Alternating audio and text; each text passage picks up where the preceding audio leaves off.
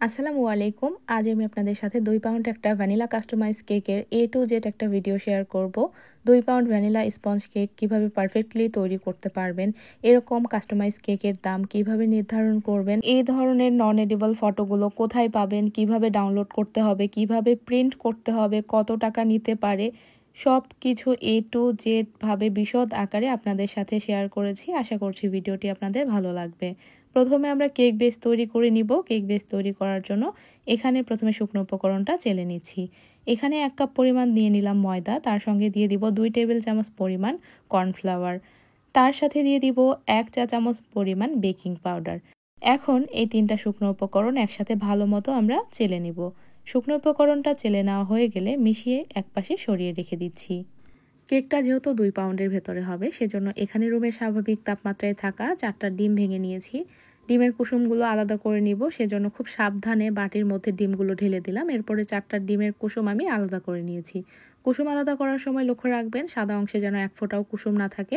এখন বিটার স্পিডটা 1 এ রেখে বিট করছি একটু ক্লাউডি ভাব হয়ে আসা পর্যন্ত, অর্থাৎ একটু ফেনা ফেনা করে নিব। এতে করে যখন আমরা চিনিটা দিয়ে বিট করব তখন এয়ার বাবলস হওয়ার ভয় থাকবে না।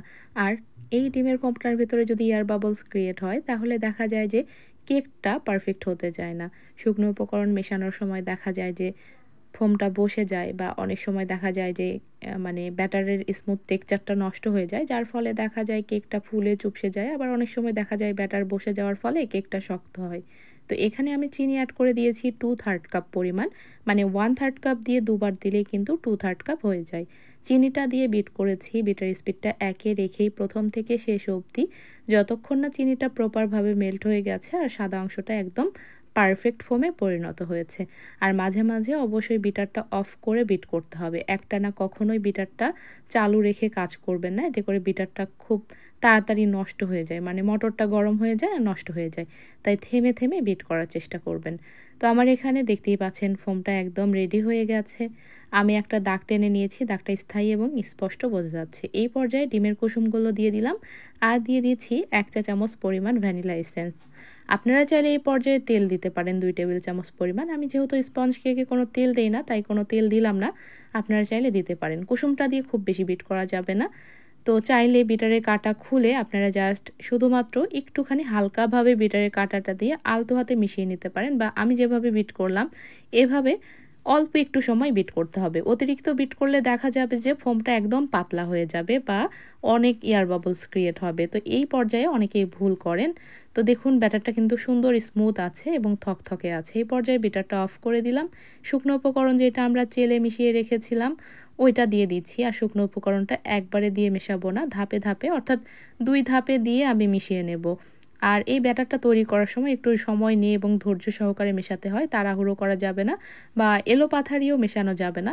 পাউন্ড কেকের ব্যাটার যেমন আমরা বিটার দিয়ে বিট করলেও হয় বা যেভাবেই মেশান না কেন সেটা হবেই, কিন্তু স্পঞ্জ কেকের ব্যাটার খুবই সেন্সিটিভ একটা ব্যাটার, সেজন্য তাড়াহুড়ো করা যাবে না। এই পর্যায়ে খুবই সাবধানে এবং আলতো হাতে সময় নিয়ে আপনাদেরকে মিশিয়ে নিতে হবে, যাতে করে আমরা যে ফোমটা তৈরি করেছি ওইটা বসে না যায়। ডিমের এই ফোমটার জন্যই মূলত এই কেকটা পারফেক্টলি ফোলে বা স্পঞ্জি হয় বা সফট হয়। তাই সাবধানে এই কাজটা করতে হবে।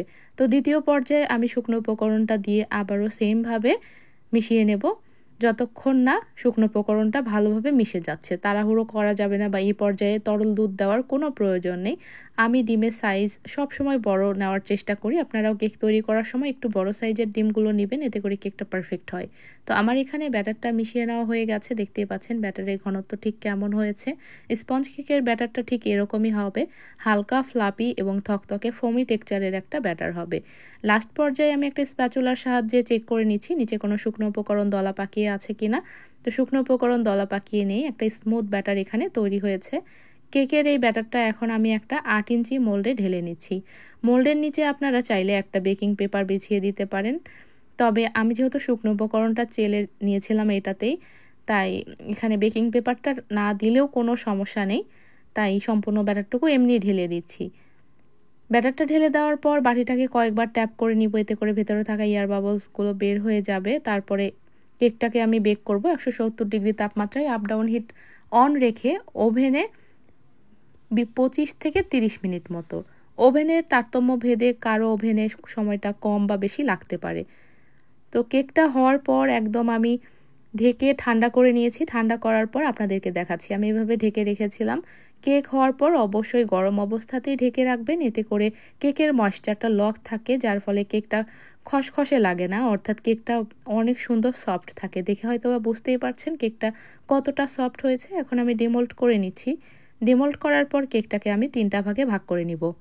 আর আপনারা যারা নতুন তারা ব্রেড নাইফ দিয়ে কেকটা কেটে নেবেন। এমনি নর্মাল যে চাকুগুলো থাকে ওইটা দিয়ে কিন্তু কেক ভালোভাবে সমান করে কাটা যায় না।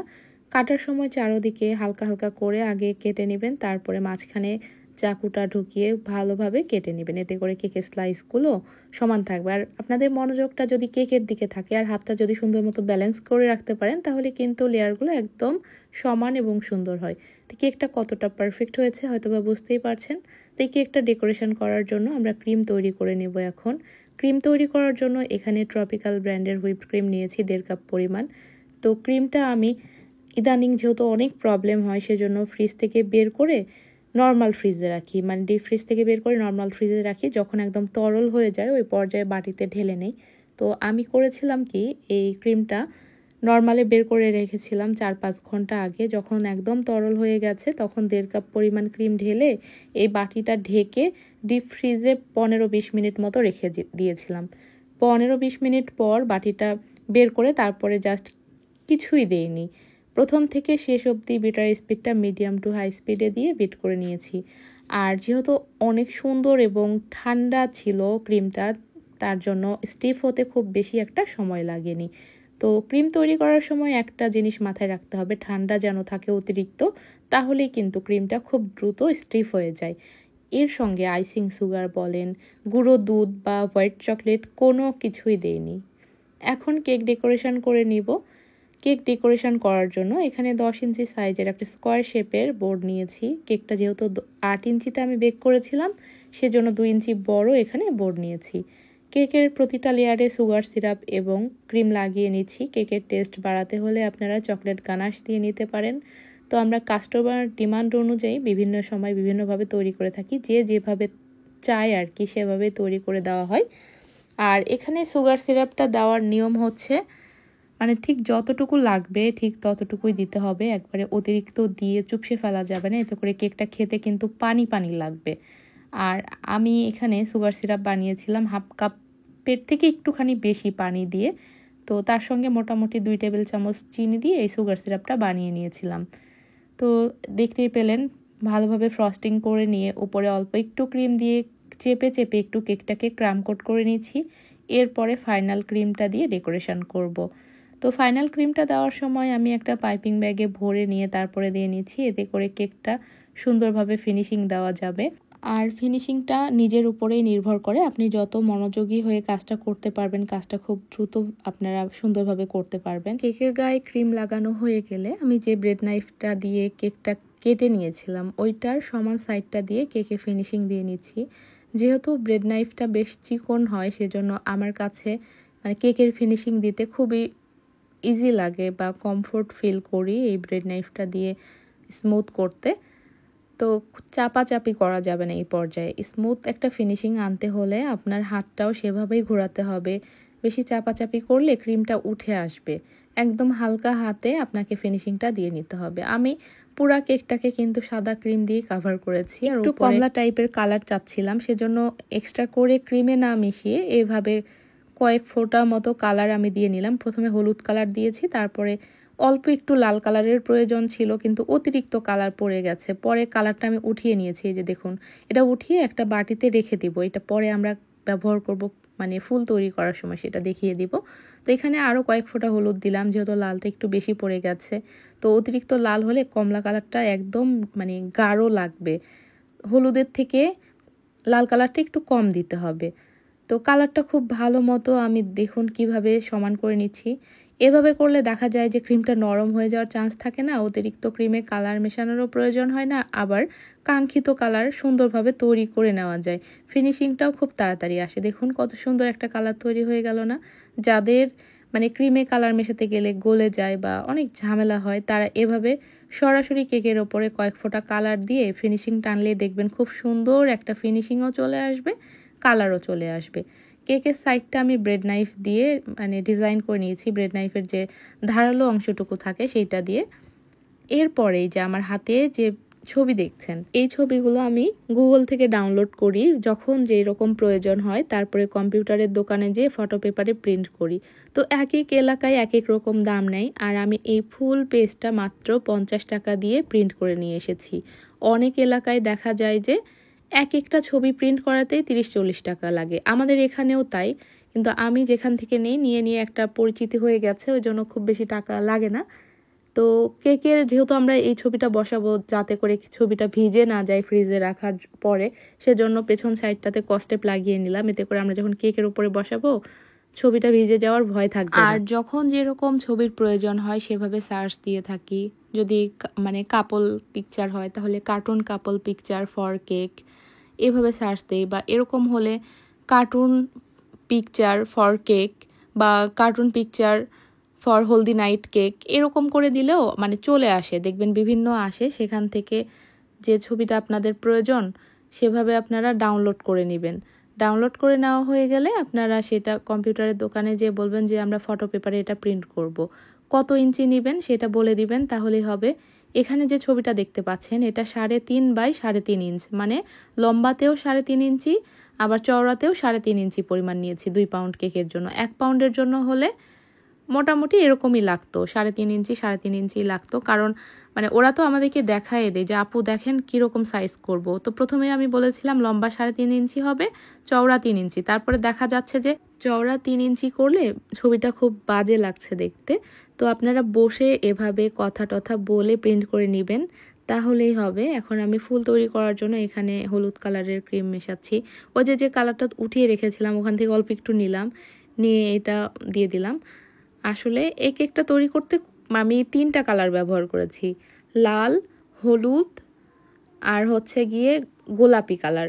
এই 3টার কম্বিনেশনে কেকটাকে আমি ডেকোরেশন করেছি। আর লাস্টে একটা মানে মেহেন্দি টাইপের সবুজ কালার তৈরি করেছিলাম, ওটা কিভাবে করেছিলাম আপনারা দেখে নেবেন। 124 নাম্বার নজেল দিয়ে আমি চেরি ফুলগুলো তৈরি করে নেব। আর গোলাপি কালারের যে চেরি ফুলগুলো তৈরি করব ওগুলো 127 নাম্বার দিয়ে করব। আপনারা গোলাপ ফুলের যে কোনো নজেল দিয়ে চেরি ফুল তৈরি করতে পারবেন। ছোট সাইজের চেরি ফুল করতে চাইলে ছোট সাইজের গোলাপ নজেল ব্যবহার করবেন, বড় ফুল তৈরি করতে চাইলে বড় সাইজের গোলাপ ফুলের নজেল ব্যবহার করবেন। আপনাদের মানে মন মতো যেভাবে পছন্দ অনুযায়ী ফুল তৈরি করে নেবেন, কোনো সমস্যা নেই। আর ছবির প্রসঙ্গে আবারও আসি, এই ছবিগুলো কিন্তু বের করার আরও সহজ উপায় আছে। সেটা হচ্ছে আপনাদের মানে ক্লায়েন্ট যখন আপনাদেরকে কোনো ছবি মানে এরকম কাস্টমাইজ কেকের ছবি দিবে, আপনারা করবেন কি, গুগলে সিম্পলি দেখবেন যে লেন্স লেখা থাকে, মানে ক্যামেরার মতো দেখবেন মানে সার্চ বাটনের ওখানে ক্যামেরার মতো ছোট্ট একটা মানে আইকন থাকে, ওখানে টাচ করে জাস্ট আপনার গ্যালারি থেকে ছবিটা সিলেক্ট করে দিবেন। তারপরে আপনার যে ছবির প্রয়োজন আর কি, মানে কেকের ওপরে যেগুলো নন এডিবল পিকচার থাকে ওখানে আপনি ক্রপ করে নিয়ে যাবেন। ক্রপ করে দেখবেন মানে ক্রপ করে নিয়ে গেলে দেখবেন যে ওই অটোমেটিক ওই ছবিটা গুগলে অনেকগুলো শো করবে, তখন আপনারা ওখান থেকে ডাউনলোড করতে পারবেন। তো এই নিয়ে যদি বুঝতে অসুবিধা হয় আমি একদিন লাইভে এসে আপনাদেরকে ডিটেলসে দেখাবো ইনশাআল্লাহ। মানে কখনো যদি নন এডিবল পিকচার দিয়ে কোনো কিছু ডেকোরেশন করার প্রয়োজন হয় লাইভে এসে A to Z আপনাদেরকে শিখিয়ে দেব। তো এখানে এই ক্রিমটাতে একটু গোলাপি কালারের ক্রিম মিশিয়ে নিলাম, এটা দিয়ে আমি ফুল তৈরি করব। আর 127 নাম্বার নজেল দিয়ে এই চেরি ফুলটা তৈরি করে নিচ্ছি। তো 127 দিয়ে বেসিক্যালি অনেক বড় বড় চেরি তৈরি হয়, তবে আপনারা যদি হাত দিয়ে একটু আস্তে করে পাইপিং ব্যাগটাকে প্রেস করেন তাহলে ছোট ফুলও তৈরি করতে পারবেন। অর্থাৎ আপনার হাতের উপর নির্ভর করেই ফুল ছোট বড় হবে। তো আমি 124 নাম্বার নজেল দিয়ে ঠিক যেরকম সাইজের ফুল তৈরি করেছি ওরকম করেই 127 দিয়ে ওই সাইজের ফুল তৈরি করে নিচ্ছি। জোরে প্রেস করলে বড় পাপড়ি হবে, আস্তে প্রেস করলে ছোট পাপড়ি হবে। আর একদম ছোট ছোট কয়েকটা চেরি তৈরি করে নিয়েছিলাম 101 নাম্বার নজেল দিয়ে, তো সেটাও দেখিয়ে দিব একটু পরে।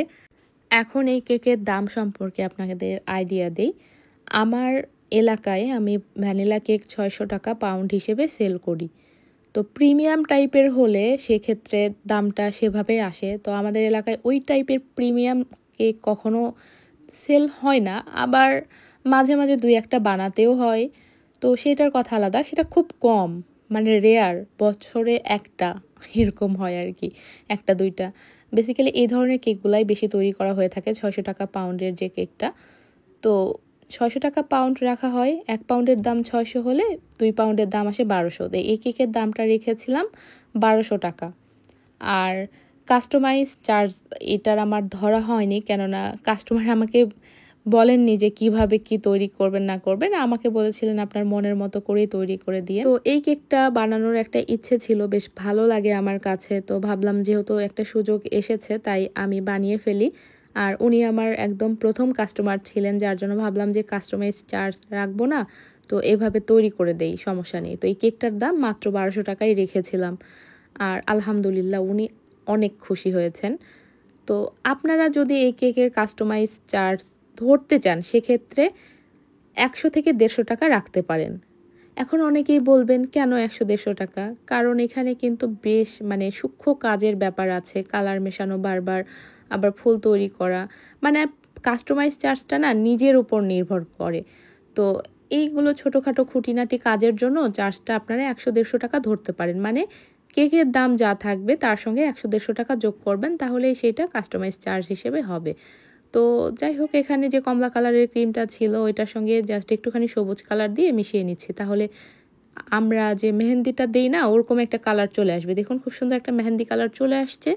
তো এইটা দিয়ে ফুলের মাঝখানে আমি রেনু না কি বলে ওটা দিয়ে নিব, আর উপর দিক দিয়ে কয়েকটা ঝুলানো ফুলের মতো বানিয়ে দিব। এতে করে মনে হবে যে মানে সুন্দর লাগবে, আসলে রিয়েল রিয়েল মনে হবে যে না সত্যি বউ বসে আছে, মাথার উপরেও কয়েকটা ফুল ঝুলছে, আবার বউটা কি সুন্দর ফুলের মধ্যে বসে আছে। তো জানি না কার কাছে কেকটার ডেকোরেশন কেমন লেগেছে, মাশাআল্লাহ আমার কাছে মানে খুবই ভালো লাগে এই ধরনের কেকগুলো বানাতে, মানে অনেক ভালো লাগে, নিজের কাছেই অনেক ভালো লাগে, দেখতেও শান্তি শান্তি লাগে যে না খুব সুন্দর, মনে হয় যে রিয়েল একটা বউ ফুলের মধ্যে বসে আছে, মাশাআল্লাহ। তারপরে অল্প একটু কালার মিশিয়ে নিয়েছি, রেড কালার। তো ওই যে 17 নম্বর যে স্টার নজেলটা দিয়ে সাদা ফুলগুলো আমি প্রথমে দিয়ে নিলাম, ওইটা দিয়ে ওই লাল ফুলগুলো দিয়ে নিলাম, ওই নাম্বারটা বলা হয়েছিল না আপনাদেরকে। এরপরে উপর দিয়ে কয়েকটা সুগার বল দিয়ে নিব, তাহলে কেকটা ডেকোরেশন করে না কমপ্লিট হয়ে যাবে। আর অফ স্ক্রিনে কেকের বোর্ডের উপরে আমি বউটার নাম লিখে নিয়েছি। তো আশা করছি আপনাদের ভিডিওটা ভালো লেগেছে। ভিডিও রিলেটেড প্রশ্ন থাকলে কমেন্ট বক্সে জানাতে পারেন। আর এই কেকটাকে ভালোভাবে ফ্রিজিং করে মিনিমাম 7-8 ঘন্টা মতো ফ্রিজিং করে তারপরে ডেলিভারি করে দিব। তো ভুল ত্রুটি হলে ক্ষমা সুন্দর দৃষ্টিতে দেখবেন। আজকের মতো ভিডিওটি এখানেই শেষ করছি। সবাই অনেক বেশি ভালো থাকবেন, সুস্থ থাকবেন। আল্লাহ হাফেজ।